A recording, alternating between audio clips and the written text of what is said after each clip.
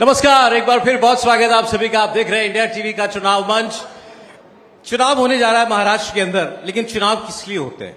चुनाव होते हैं कि समाज में बदलाव आए, सोसाइटी में, देश में बदलाव आए, राज्य में बदलाव आए, परिवर्तन हो, विकास हो, सबके साथ साथ सुकून हो, शांति हो, अमन हो। अब जो हम लोग जिन मेहमानों से बात करने जा रहे हैं, सीधे तौर पर कोई पॉलिटिक्स से जुड़ा हुआ नहीं है, लेकिन समाज से जुड़े हुए हैं, समाज में जाकर के काम करते हैं, उनको लाखों लोग सुनते हैं, फॉलो भी करते हैं। आज देश को बहुत जरूरत है ऐसी आवाजें सुनने की जो देश का टेम्पर थोड़ा सा, मैं कम्युनल टेम्पर की बात कर रहा हूं, थोड़े सौहार्द की बातें हों, कुछ अगर कहीं नाराजगी है, कहीं ज्यादा गुस्सा है, कहीं ज्यादा जोश है किसी के खिलाफ, तो वो थोड़ा ठंडा होना चाहिए, अमन सुकून आना चाहिए। इसकी बात हम लोग आज करेंगे। आपको सीधे मेहमानों से मिलवा रहा हूं, आप सबको जानते हैं उनको, और उसके बाद आज की बातचीत का सिलसिला शुरू करते हैं। सबसे पहले आपको मिलवाना चाहते हैं हमारी बड़ी खास मेहमान, आज प्रोग्राम में आई हैं सना खान जी। सना जी, बहुत स्वागत है। आपको जोरदार तालियों से जरूर मेहमानों का जो है जोश उत्साह बढ़ाना पड़ेगा। सना की आप उनकी ऐसा कह सकते हैं एक नई लाइफ, उसको आप सब जानते हैं। इससे पहले वो एक किस्म से खुद भी पब्लिक लाइफ में थी जब वो फिल्म्स में काम करती थी, लेकिन अब उसके बाद वो एक प्राइवेट लाइफ जी रही हैं, एक बड़ी रिलीजियस लाइफ जी रही हैं, और लोगों ने उसको देखा, उस पर आप भी बातें करती हैं उसके बारे में, लाखों लोग उसको सुनते हैं। सना, बहुत स्वागत आपका। हमारे साथ जफर सरेशवाला साहब हैं। जफर साहब, सर अब देखिए, तालियों के लिए मुझे बार बार ना बोलना पड़े प्लीज। जफर साहब बिजनेसमैन है, वैसे तो एजुकेशनिस्ट भी हैं, पॉलिटिकल कमेंटेटर भी हैं, और आपके पास किस्सों का खजाना है। इनमें अगर इन्हीं से बातें करने लगूं तो 4-5 घंटे निकल जाएंगे आराम से, लेकिन आज कोशिश करेंगे कुछ नए किस्से निकलवाने से। और जुबैर गोपलानी साहब हमारे साथ हैं। जुबैर गोपलानी साहब डायरेक्टर हैं हनीफा स्कूल, एजुकेशनिस्ट हैं। इसके अलावा ऑल इंडिया मुस्लिम मजलिस मुशावरत से जुड़े हुए हैं, जमीयत उलमा इनसे जुड़े हुए हैं। बहुत जुबैर साहब आपका बहुत स्वागत है। सना, आपको हमने कई मुद्दों पर सुना है, आपकी आज की जो रिलीजियस लाइफ है और पाबंद वाली लाइफ है, इसके बारे में भी सब जानते हैं। मैं एक तीसरे पहलू पर, जिसको अभी तक लोग नहीं आपको सुना, उस पर मैं चाहूंगा आज आप थोड़ा सा खुल के बोलें, सोसाइटी के बारे में, देश के बारे में। आपको कहीं किसी चीज से प्रॉब्लम होती है कि ये ठीक नहीं हो रहा है? हिंदू मुसलमान की बातें होती हैं, मीडिया में भी होती हैं, कहीं कहीं से टेंशन की, तनाव की, हिंसा की खबरें भी आती हैं। कोई ऐसी चीज जिसको देख करके आपको चिंता होती हो? वेल ऑब्वियसली आप एक इंडियन सिटीजन हो और आप जहाँ पे भी जाते हो you identify as an Indian, and फिर जब आप बाहर जाते हो आप अपने मुल्क की इतनी तारीफ सुनते हो। हर किसी को, मैं कहाँ पे भी जाती हूँ वर्ल्ड में, चाहे सऊदी अरेबिया हो या कोई भी मुल्क का ले लो, all I see is excitement when people are like हमें तो इंडिया आना है, हमें तो इंडिया आना है, मुझे इंडिया देखना है। So I see the love for our country, but sometimes when I see a wrong portrayal of my country as an Indian I feel sad. And मैं खुद भी ये सोचती हूँ, और जब मैं ऐसे मोटिवेशनल स्पीचेस पे जाती हूँ मैं सोचती हूँ मैं ऐसी कौन सी बात करूँ या मैं किस तरीके से बात करूँ where I can make people understand, और where it has a very powerful impact on people in the way they think. अब जैसे आपने बोला, जब कम्युनल चीजें होती है जाहिर सी बात है बुरा लगता है, because India has always been identified as a democratic country जहां पे इतने लोग पीसफुली रहते हैं। The number of languages that we have in India, अब दुनिया की कोई भी मुल्क में जाओ वो लोग इंग्लिश बात करते हैं और उनका कोई लैंग्वेज ही नहीं है, और एक कभी एक दो लैंग्वेजेस यहाँ पे होती, बट इंडिया में जितनी लैंग्वेजेस है, इंडिया में जितना कल्चर है, इंडिया में जितनी खाने की चीजें हैं, आपका एक इंडिविजुअल रिलीजन के साथ जो एक कल्चर भी चलता है, it's so diverse. So obviously when you see that you feel that नहीं, मेरा इंडिया ऐसा नहीं है।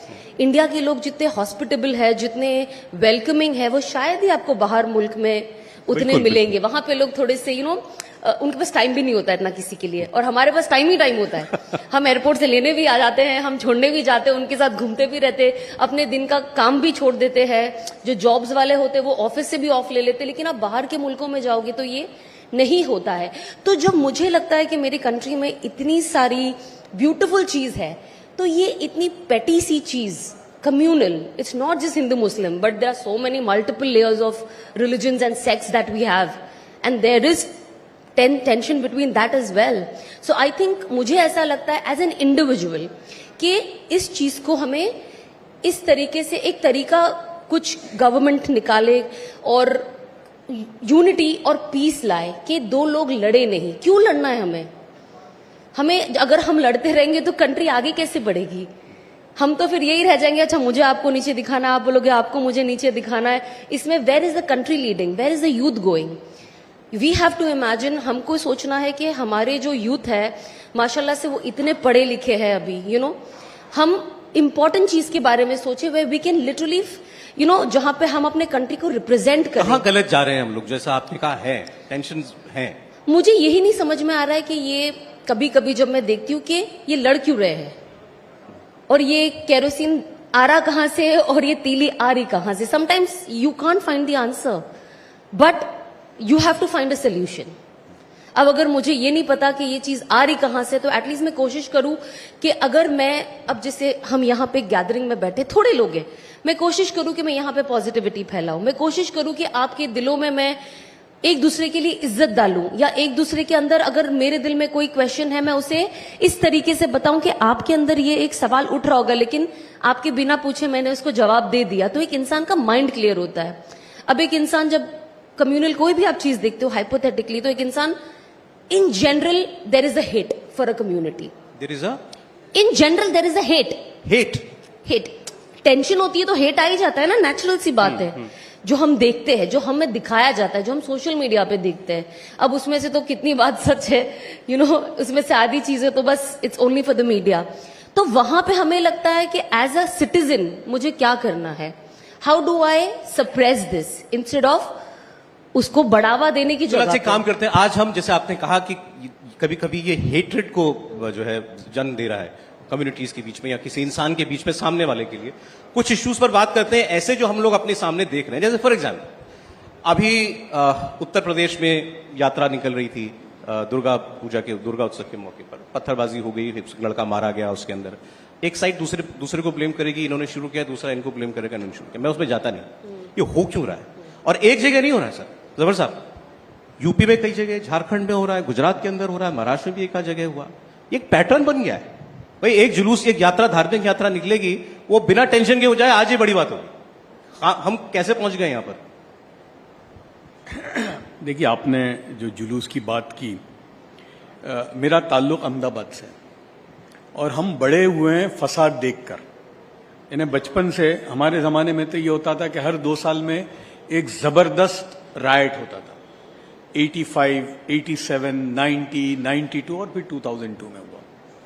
उससे पहले 69 में हुआ था। और हर राइट हमारे यहाँ जो होता था अहमदाबाद में और गुजरात में भी, वो रथ यात्रा से शुरू होता था, क्योंकि वहाँ रथ यात्रा एक बहुत बड़ी निकलती है। यानी अगर जगन्नाथपुरी की जो निकलती है उसके बाद अगर सबसे बड़ी अगर निकलती है तो वह अहमदाबाद में निकलती है, सालों से निकलती है। तो ये वही रीजन बनता था, ट्रिगर पॉइंट वहां से होती थी। फिर वही है कि भाई ठीक है, जब है तो अब इसका मसला हल कैसे करना। तो मुझे याद है 2005-6 में मुसलमानों में, और मैं भी उसमें इन्वॉल्व था, मैंने बोला यार अच्छा ये जगन्नाथ मंदिर जो है बहुत बड़ा मंदिर है अहमदाबाद में, वो उसके आसपास में मुसलमान रहते हैं, वो मुसलमान इलाके में। तो मैंने अपने वहां के जो इलाके के लोग थे उनको कहा कि यार, बोलते नहीं ये टेंशन 1 मिनट में खत्म हो जाएगा, हम कोई पहल तो करें। तो क्या कहां से करें? तो हमने कहा कि भाई ये रथ यात्रा जब शुरू हो तो उसको हार हम पहनाएंगे और उसका इस्तकबाल हम करेंगे और वहां से शुरू होगी। तो महंत साहब से मिले हम, मैंने आपको बताया, महंत साहब के पास गए तो बहुत खुश हो गए। तो मेरे ख्याल से 2005 में या 6 में सबसे पहले ये इकदाम शुरू किया। और वो बहुत सारे सेंसिटिव एरिया जो कहते हैं ना आजकल कि भाई ये मुस्लिम एरिया है, ये हिंदू एरिया है, जो आजकल हमारे एक लेक्सिकन में आ गई है, तो वो कुछ बहुत ऐसे मुसलमान इलाकों से गुजरती थी।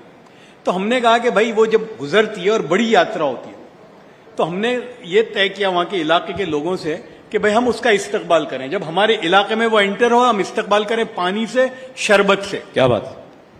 और वो शुरू किया, और पहले साल, दूसरे साल, अब ये हो गया है वहां पर कि ये जो रथ यात्रा जिसकी वजह से फसाद होते थे, अब वो रथ यात्रा आइलैंड ऑफ पीस बन गई है। और वही जो आता है कि मस्जिद के पास से गुजरते हैं, गाने बजते हैं। तो उस जमाने में हमारे एक मस्जिद के मौलाना साहब से मैंने बात की, मैंने कहा मौलाना क्या फर्क पड़ता है भाई, बहुत बहुत तो क्या है, वो गाने बजाता है ना आपकी नमाज के वक्त। हम तो ये बचपन में सुनते आए कि जब एक आदमी अल्लाह अकबर कहकर जब नमाज में खड़ा हो जाता है तो उसको उस वक्त अल्लाह के सिवा कोई नहीं दिखता। तो ये ऐसा कैसा है कि यार मेरी नमाज भी और मुझे गाने की आवाज भी आती है, बजाने दो।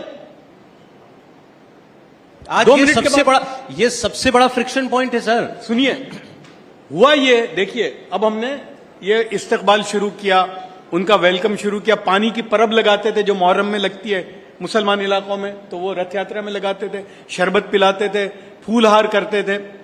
बाद में ये हुआ कि रथ यात्रा के जो टॉप लोग थे उनकी तरफ से इंस्ट्रक्शन थी कि भाई नमाज के वक्त अगर जब यात्रा गुजरे मस्जिद के पास से तो हमारे रेडियो बंद हो जाएंगे।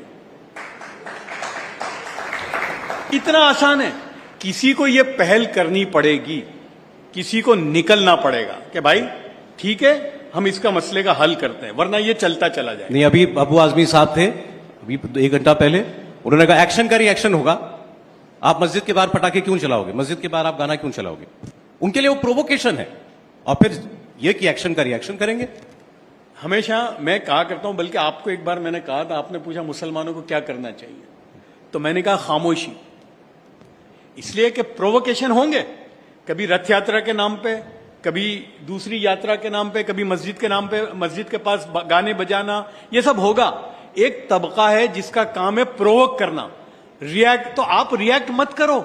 तब आपने मुझे पूछा था कि मुसलमानों को क्या करना चाहिए, मैंने कहा खामोशी। जवाब नहीं देना भी एक बहुत बड़ा जवाब होता है।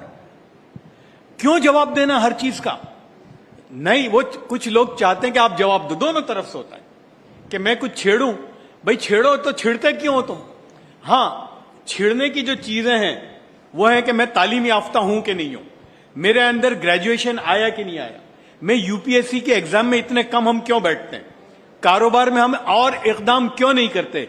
ये है प्रोवोक होने की चीजें कि भाई मेरी कौम में तालीम क्यों नहीं है, मेरे यहां लोग यूपीएससी की, नीट की, कैट की एग्जाम में क्यों नहीं बैठते। ये प्रोवोक करने की चीजें, ना कि मेरी मस्जिद के बाहर कोई गाने बजाता या नहीं बजाता।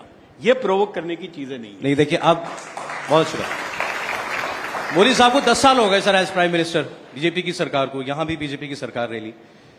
10 साल के अंदर मैं सीधे सीधे पूछ रहा हूं, मुसलमान इस सरकार कोई भी हो, लेकिन 10 साल से तो मैं मोदी सरकार बोलूंगा, सरकार से दूर हुई है, उसके रिश्ते बेहतर होने चाहिए, या रिश्ते उसके यहां तक पहुंच जाने चाहिए कि आज बीजेपी के नेता कहते हैं हमको वोट जिहाद ने हरा दिया, मुसलमानों ने हमको फतवे निकाल के हमको हरा दिया।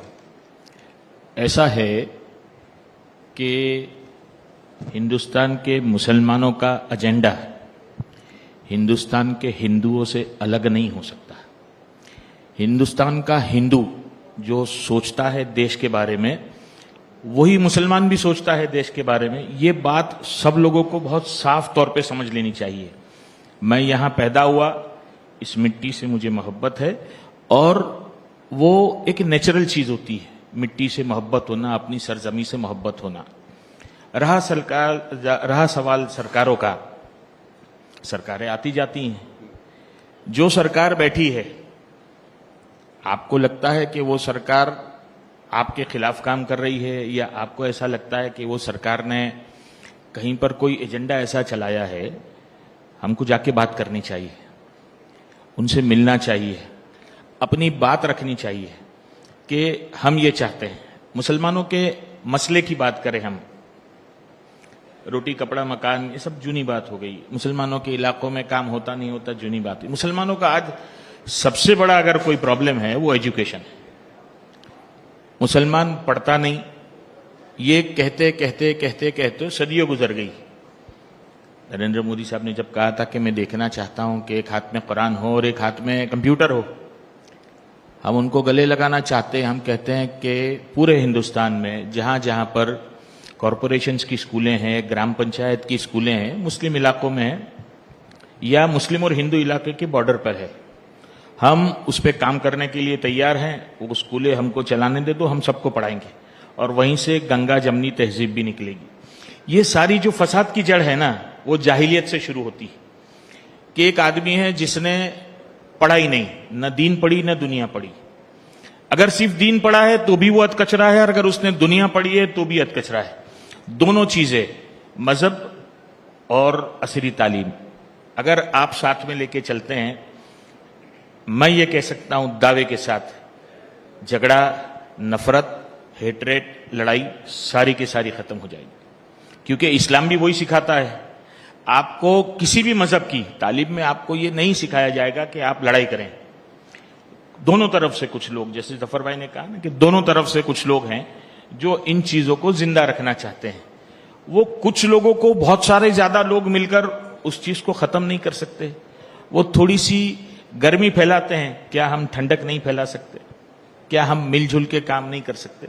इस्लाम तो ये कह रहा था, अभी बाहर जफर भाई ने कहा, वो मैं फिर दोहराता हूं कि मेरा पड़ोसी अगर भूखा है, हदीस कहती है रसूलुल्लाह सल्लल्लाहु अलैहि वसल्लम की, ये नहीं कहा कि मेरा मुसलमान पड़ोसी, मेरा पड़ोसी अगर भूखा है और मैं आराम से सो जाता हूं तो मुसलमान को बात ज़ेबान नहीं देती। मेरे को इस चीज का ख्याल रखना चाहिए। अच्छा, पड़ोस किसको कहा गया? 40 घर इधर, 40 घर उधर, 40 घर इधर, 40 घर उधर। हमको तो वो सिखाया गया है कि जाओ लोगों के काम आओ। हमको ये नहीं सिखाया गया सिर्फ मुसलमान पड़ोसी नहीं कहा गया, हमको तो कहा गया सबके काम आओ। जी। पड़ोसी भूखा है, हमको तो वो सिखाया गया। अगर हमारी कहीं चूक हो रही है उसको सुधार लेना चाहिए। अगर हम कहीं पर रुके हुए हैं उन चीजों में, हमको सामने चल के, और हम आज भी कहते हैं, हम सामने चल के आपको गले लगाना चाहते हैं। दोनों तरफ से भी, आप भी आ जाओ, हम सब मिलके। आज भारत विश्वगुरु बन रहा है ना, हम नंबर 1 बन सकते हैं। जो अभी सब सर ने मिलके। बताया, अपना अनुभव बताया, अभी यात्रा निकलती है, टेंशन होता था, हमने करते हैं। उनको गर्मी में पानी हमने उनको पिलाना शुरू किया, टेंशन सर, खत्म हो जब गई। भी आपदा आई है देश पर, चाहे वो कोविड के नाम की हो, चाहे वो अर्थक्वेक के नाम की हो, चाहे फ्लड आया हो, मानव सर्जित या कुदरत सर्जित, सबसे पहले आप देखोगे हम लोग आगे निकले और मदद की। नहीं देखा सामने दाढ़ी वाला है, बगैर दाढ़ी वाला है, जनोई वाला है, चंदन वाला, हमने नहीं देखा। हमेशा मदद की और आज भी करना चाहते हैं, आज भी मिलना चाहते हैं। ठीक, ये आपने मेरे को अच्छा क्यों दे दिया है। सना, देश में क्या दाढ़ी टोपी वाले को कुछ दिक्कत महसूस होती है क्या? बुर्का हिजाब वाले को कोई दिक्कत महसूस होती है क्या? देखिए, डिपेंड करता है। इट्स योर ईमान की निशानी इज योर दाढ़ी टोपी एंड योर हिजाब। You know, it's the love and connection with Allah सुब्हानहू व तआला। सो माय कपड़ा शुड नॉट आइडेंटिफाई कि मैं किस कैटेगरी में खड़ी होती हूँ या मुझे इस चीज से डेंजर है ना।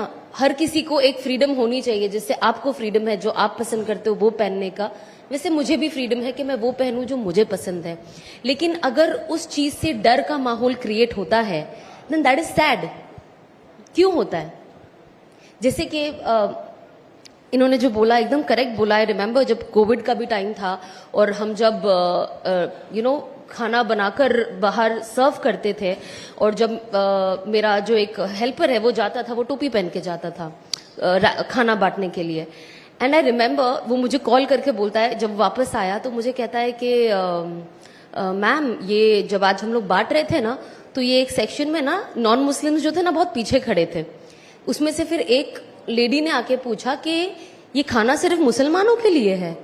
तो हमने कहा नहीं नहीं नहीं, ये तो सबके लिए है। तो I think Covid was also one time जब मैंने रियलाइज किया कि imagine the division is so huge कि लोग मर रहे हैं, लेकिन एक पोटली चावल के लिए एक नॉन मुस्लिम ये कह भी रहा है कि ये सिर्फ मुसलमानों के लिए। दैट वाज सो, मतलब मुझे इतना बुरा लगा वो बात सुनकर कि ये सिचुएशन में कोई ऐसा सवाल कैसे कर सकता है। And that also happened why? Because my boy was wearing a टोपी। अदरवाइज वो उनको आइडेंटिफाई नहीं करते, वो समझते कि खाना मिल रहा है चलो खा लेते। सो मुझे नहीं लगता कि डर है, मुझे नहीं लगता। बट कहाँ कहाँ है भी, विच यू कांट डिनाई। कहीं कहीं पे मुद्दे है हिजाब के, कहीं कहीं पे मुद्दे है दाढ़ी टोपी के, where they don't want you to have that. So वो कहीं जगह पे है एंड आई थिंक उनको उस चीज को आगे रखना आपने चाहिए। खुद जब मुझे शायद टर्म्स मेरे गलत हो सकते हैं, लेकिन आपने बुर्का या हिजाब पहनना शुरू किया होगा, आई एम श्योर उस वक्त ऐसे रिएक्शंस भी आए होंगे, अरे सना खान कट्टरता को बढ़ावा दे रही हैं, अचानक से बदल गई हैं। अभी भी आते हैं सर, अभी भी आते हैं, अभी भी आते हैं। आप अंकल तो कह रहे रोड पे ये करो वो करो, नॉर्मल लोग तो एक नॉर्मल बेचारे, वो अब एक पब्लिक प्लेटफॉर्म पे जब आप इंस्टाग्राम पे कमेंट्स पढ़ोगे तो मैं कभी कभी सोचती हूँ कि मैं तो किसी को प्रोवोक नहीं कर रही हूँ, मैं तो भाई अपने इंस्टाग्राम पे अपना फोटो डाल रही हूँ, अपनी चीज डाल रही हूँ, but the comments are so hateful. against me, my husband, my child who's just 13-14 months now. I was shocked. And जो ये कह रहे सही बात है, you lack education, you lack common sense. और किसी ने कुछ भी बोला, बढ़ जाओ आगे. अब आप इमेजिन करो, मेरा छोटा बच्चा पैदा हुआ, बोलते अरे तो आतंकवादी पैदा हो गया, तो जिहादी पैदा हो गया, एक टेररिस्ट और आ गया, ये कटा मुल्ला. What kind of a language is this? Do you like this? क्यों एजुकेशन नहीं है? And education is not there both the sides. आप समझ रहे हो? आपको कभी कभी इंसान ये सोचे कि भाई ये जवान बच्चे इंस्टाग्राम पे ये सब बात कर रहे हैं, इनके दिमाग में क्या फितूर भरा है कि ये लोग इस बात पे उतर आ गए. पर मुझे इस बात का बुरा नहीं लगता, क्योंकि मुझे लगता है जब इन्हें कुछ पता ही नहीं तो इनके बारे में बुरा क्या मानना. आपको कोई चीज की नॉलेज हो, नॉलेजेबल इंसान अगर ये बात करे तो आप बुरा भी मानो. अब कोई एक फेसलेस इंसान ये सब बात कर रहा है, the only tension and the fear that I feel at that point of time is where is the country going.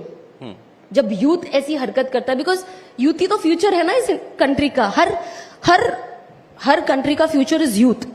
अब इमेजिन वो ये सब बातें करता है तो डेफिनेटली जैसे बहुत, कहा बहुत शर्मनाक बात है ये तो जो आपने बताई. या it's even if you go now, अगर आप मेरे अभी भी कोई पोस्ट पे जाओगे तो आपको नीचे दिखेगा ये. ऐसा नहीं है कि नहीं है. तो आप सोचिए, जब एक पब्लिक फिगर को एक उसके प्लेटफॉर्म जो ना वो प्रोवोक कर रहा है, आपको कुछ ही नहीं कर रहा है, वो अपने दुनिया में अपनी लाइफ में मस्त है. जब आप उधर इतना टारगेट करते हो तो आप दूसरी जगह पे क्या करते होगे? ये जो थोड़े a small bunch of mental people. नहीं, ये तो बहुत ही, this is not vast majority, I am talking about a very small bunch of people. But वाहियात जिसने भी लिखा होगा. या लेकिन आप देखिए, जैसे ये अटायर जो है, जो आपका है, समहाउ इसको एसोसिएट लोग करते हैं कि ये ऑपरेशन की निशानी है. भाई आप जो है ना एक महिला को, एक औरत को आजादी नहीं दे रहे. सर ढकना भारतीय परंपरा है. सर ढकना, चेहरा डालना, गुजरात से लेकर, राजस्थान से लेकर, यूपी से लेकर, ये ऑपरेशन है, ये दबाव है. हमारी तहजीब है. सर ढकना बड़ों के सामने नहीं, घर में होता है, भाई भाभी के बड़े भाई छोटे भाई के बीच में होता है. ये तो भारतीय परंपरा है. अगर इसको आप जुर्म कह रहे हो तो बहुत बड़ा जुर्म कर रहे हो. मैं सर नहीं. अच्छा, एक आदमी है, एक कुछ लोग हैं जिनको नंगा होने की इजाजत है, छोटे कपड़े पहनने की इजाजत है. मुझे मेरे हिसाब से कपड़े पहनने की इजाजत नहीं है. I am not apprised, I am the happiest. मेरा I love बच्चा shopping for abayas, I love wearing abayas.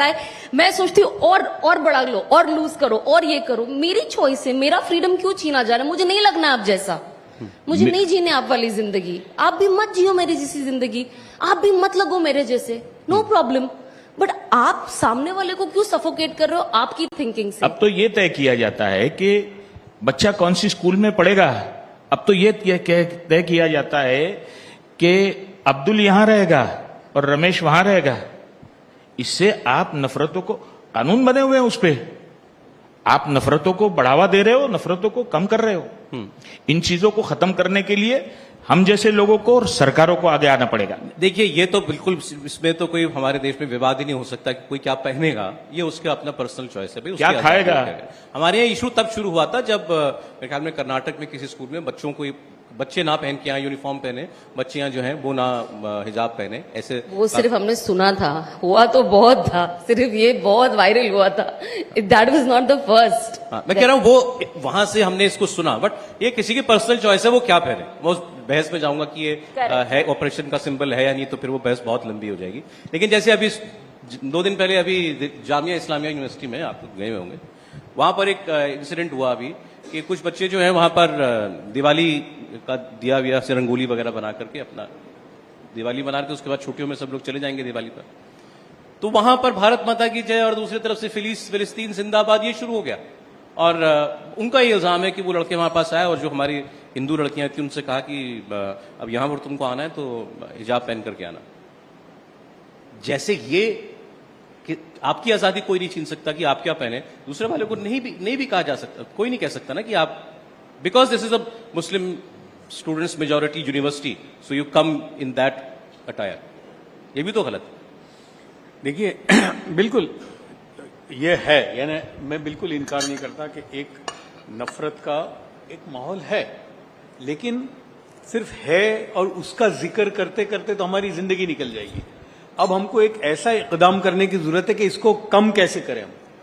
एक शुरुआत तो करें। रही बात आपने जो जामिया मिलिया की कही, देखिए जामिया मिलिया में मेरा जाना सालों से, मैं जाता हूँ वहाँ यूनिवर्सिटी में, अभी भी मैं गया था। जामिया मिलिया नाम है उसका, जामिया मिलिया इस्लामिया, लेकिन वहां पर 60% नॉन मुस्लिम बच्चे हैं, बल्कि जो प्रोफेशनल उनके जो कोर्सेज हैं उसमें तो मुसलमान बच्चे 30% भी नहीं है। तो अच्छा, जामिया में और अलीगढ़ में मुझे हिजाब वाली लड़कियां दिखी, लेकिन जामिया में तो मुझे ढूंढने पे भी नहीं मिली मुझे। तो जामिया में तो बहुत कॉस्मोपॉलिटन अप्रोच है। अब यहाँ ये जो आपने हरकत जो बताई 2-3 दिन पहले जो हुई, तो मैं समझता हूं कि उसको बोलते हैं you have to nip it in the bud, यानी उसको अभी ही वहां के एडमिनिस्ट्रेशन को अंदर इन्वॉल्व होकर ये आगे बढ़े नहीं, उसको वहीं खत्म करने की जरूरत है। ये इसी पे जो मैंने बताया ना, फिलिस्तीन जिंदाबाद, अभी ये कुछ महीनों में ये भी एक पॉइंट ऑफ ऑल्टरकेशन बन गया है या इरिटेंट बन गया दूसरी सोसाइटी के लिए कि भाई वहां लड़ाई हो रही है इजराइल और फिलिस्तीन की, हमारे यहां पर जुलूस निकल रहा है उसके लिए, वहां नसरुल्लाह मारे गए, हमारे यहां पर उसके लिए एजिटेशन हो रहा है, ईरान के लिए एजिटेशन हो रहा है। ये भी लोगों को इरिटेट कर रहा है। भाई क्यों आप, मतलब होने तो दुनिया में दूसरे होने में कुछ चीज चल रही है, हमारे यहां पर क्यों उसके लिए रिएक्शन होना चाहिए? आप क्या सोचते हैं? देखिए बिल्कुल, देखिए मेरा वही है कि हमको बहुत संजीदगी से काम करने की जरूरत है। प्रोवोकेशन मैंने कहा ना दोनों तरफ से होते हैं, इसलिए मैं तो बल्कि जुलूस निकालने के जब बात आती थी जब भी, तो मैं हमेशा कहता था अपने मुसलमानों को कि देखो हमने किया ये सब, किसी जमाने में हम भी ये सब लेके चलते थे, लेकिन इससे कुछ हासिल नहीं होता। एजिटेशन से और कॉन्फ्रंटेशन से कभी भी मसला हल नहीं होता। आपको बैठ के बात करनी पड़ेगी, और आपको बात किससे करनी पड़ेगी? जिसके मुकाबले में ही है आप। वही तो रीजन बना था हमारा मोदी साहब से मिलने का, क्योंकि एक जमाने में हम उनके ही खिलाफ लड़ रहे थे, फिर हमने सोचा कि भाई चलो इनसे ही मिलते हैं, यही हमारे चीफ मिनिस्टर हैं। तो मुझे उस वक्त एक बात समझ में आई कि हम एक परसीव्ड नोशन होता है हमारा कि ये हमारा खिलाफ है, ये हमारा मुखालिफ है, ये होता है।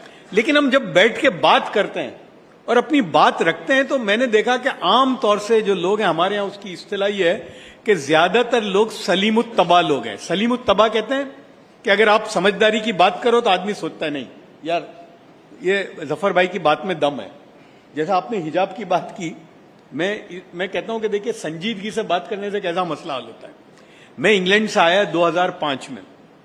जब मैं आया तो बंबई आया मैं, और यहां पर पोदार इंटरनेशनल स्कूल है जहां पर ए लेवल्स होता था। तो मेरे तीनों बच्चे थे, मेरी बच्ची थी जो इंग्लैंड में 9th स्टैंडर्ड में थी, और वो हिजाब पहनती थी और स्कर्ट के नीचे वो पैंट पहनती थी। स्कूल में एडमिशन वगैरह सब कुछ हो गया। बाद में उनके एक प्रिंसिपल ने कहा भाई ठीक है, बट हिजाब is not allowed in the school, और ये कंपलसरी स्कर्ट है। तो मैंने कहा क्यों? तो बोले नहीं, इस पे तो आपको ट्रस्टीज से बात करनी पड़ेगी। तो मैंने कहा ठीक है, बात करेंगे। तो उन्होंने 2-3 दिन के बाद जो ट्रस्टी थे उनके सामने रखा। देखिए मैंने बात कहां से शुरू की। मैंने जो ट्रस्टी थे, बहुत जबरदस्त आदमी है, इतनी सारी स्कूल हैं और वो चलाते। मैंने कहा सर मैं आपसे एक ही बात कहना चाहता हूं, मैं आपके पास अपना हक मनाने नहीं आया हूं कि ये मेरा फंडामेंटल राइट है, नहीं। मैं आपसे एक इल्तिजा करता हूं कि मेरी बच्ची इंग्लैंड में भी हिजाब पहनती थी और इंग्लैंड में भी वो स्कर्ट के नीचे पैंट पहनती थी। जब मैंने नहीं कहा उसको कि तू हिजाब पहन या नहीं पहन, वो पहनती है। तो मेरा सवाल आपसे सर इतना है कि अगर आप नहीं मानेंगे तो मैं स्कूल छोड़ के चला जाऊंगा, मैं इसको मसला नहीं बनाऊंगा। स्कूल आपकी है, आप चलाते हैं, आप जो करना चाहें, लेकिन मेरी आप बात सुनिए।